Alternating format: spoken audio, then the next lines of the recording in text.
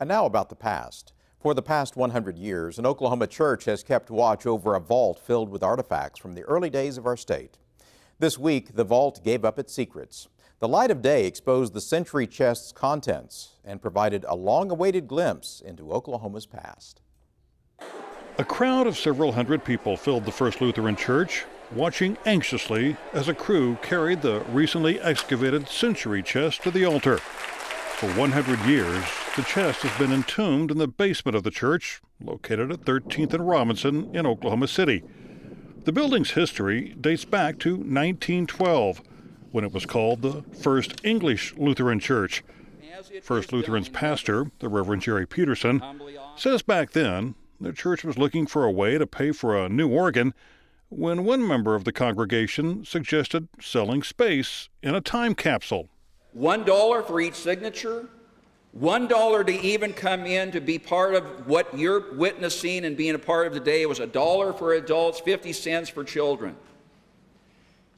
Each one paid a certain amount for space in the chest. And on the evening of April 22nd, 1913, the century chest was sealed for 100 years. A century later, the contents of the chest were finally unveiled in a ceremony attended by Oklahoma City Mayor Mitt Cornett and Governor Mary Fallin, who picked up on the irony of the original speech given by Lee Cruz, Oklahoma's governor, in 1913. He was talking about women and suffrage and women's right to vote and participate in society. Boy, did he not know that today we'd have a woman governor actually opening up this chest. Those in attendance applauded as the contents of the chest were revealed, looking much the same as the day they were sealed inside. Peterson says their predecessors clearly did things right, burying the chest in a vault guaranteed to be airtight and waterproof. And it was correct. There was no air, no water, and you can see by the condition of the items that they are in pristine condition. Among the items, several gadgets that were state-of-the-art for the time, a metallic 1913 telephone, and wax cylinders containing audio recordings of those involved in the beginning of the Century Chest project.